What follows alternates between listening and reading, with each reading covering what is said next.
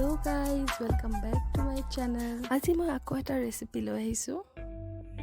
তাৰ বাবে আমাক লাগিব জালুকৰ গুড়ি, পিঁয়াজ, নহৰু, মাছৰ মাথা, কেইপিচমান মাছো লৈছোঁ, লগতে বিলাহী, মচুৰ দালি, কচুখিনি মই আগেয়ে বইল কৰি লৈছোঁ।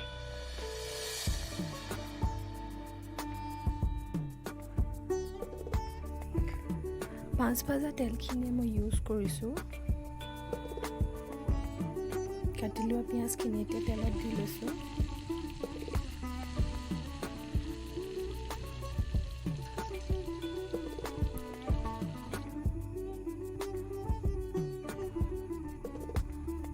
হালধি দিছোঁ।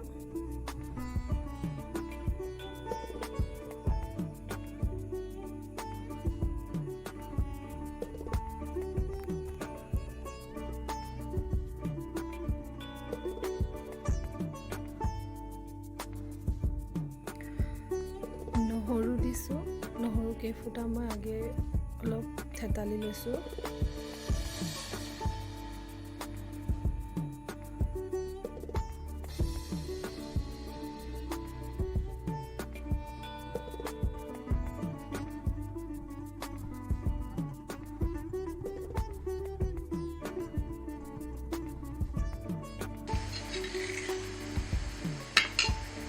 জালুকৰ গুড়িখিনিত পানী মিক্স কৰি পেষ্ট বনাই ল'ম।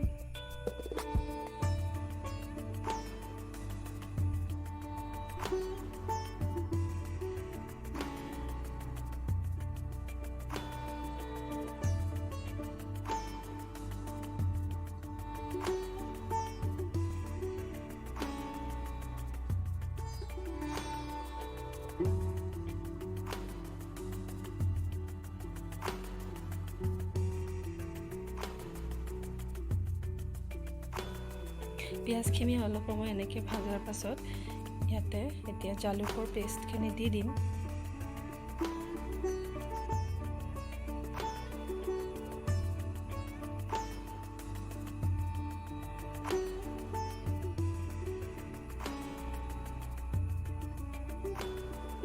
জালুকখিনি তেলত এইদৰে দিয়াৰ পাছত বেছি সময় ভাজিব নালাগে।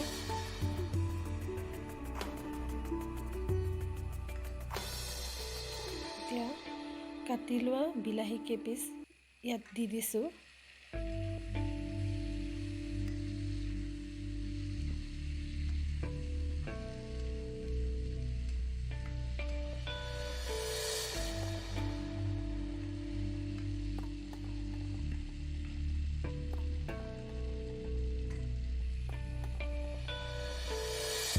মাছৰ মাথা আৰু মাছ কেইপিচো দি লওঁ এতিয়া।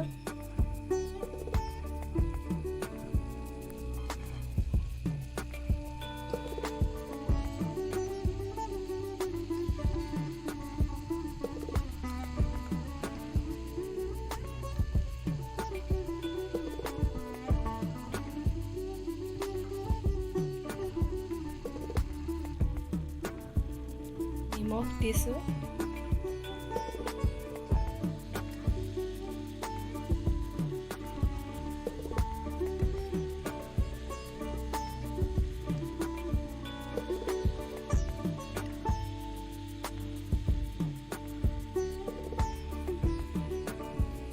মচুৰ দাইল দি ল'ম এতিয়া।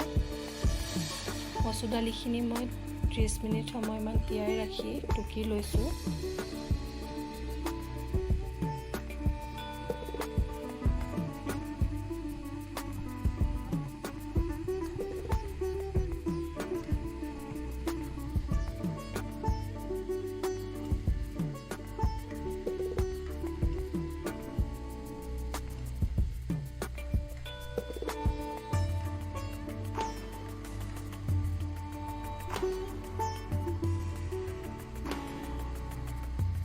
এইদৰে অলপ সময় ভজাৰ পাছত ঢাকি দিম অলপ সময়ৰ কাৰণে।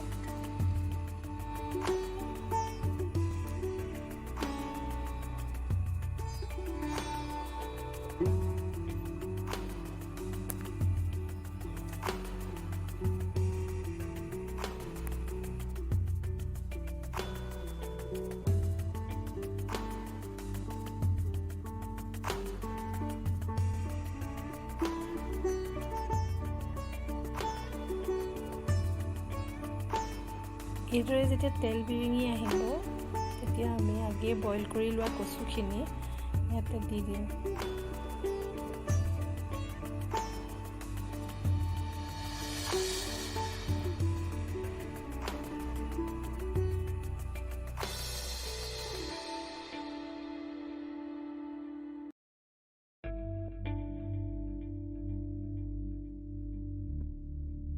মাছ, দাইল, কচুখিনি মিল হোৱাকৈ এইদৰে ভাজি থাকিম অলপ সময়।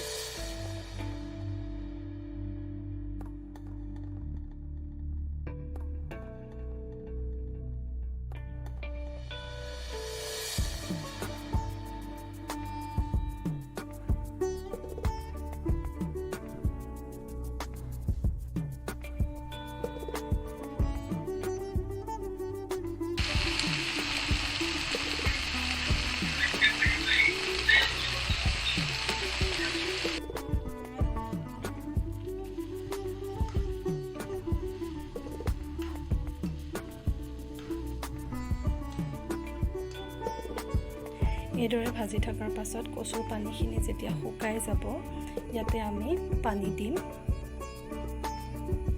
পানী বেছিকৈ নিদিব।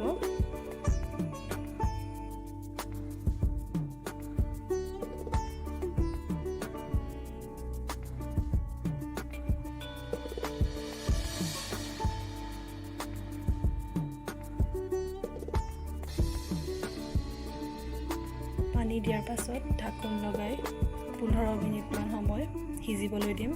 মাজে সময়ে লৰাই থাকিম।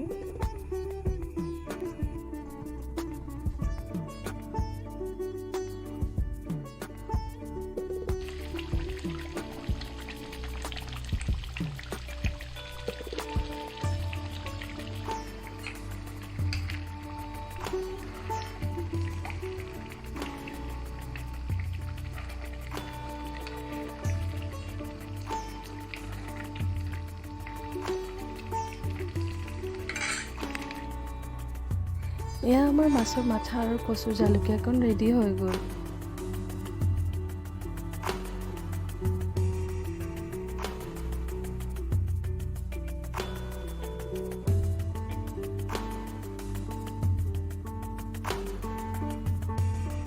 ভিডিঅ'টো শেষলৈকে চোৱাৰ বাবে ধন্যবাদ আৰু ভিডিঅ'টো ভাল লাগিল যদি লাইক, শ্বেয়াৰ এণ্ড ছাবস্ক্ৰাইব কৰিব নাপাহৰিব মোৰ চেনেলটো।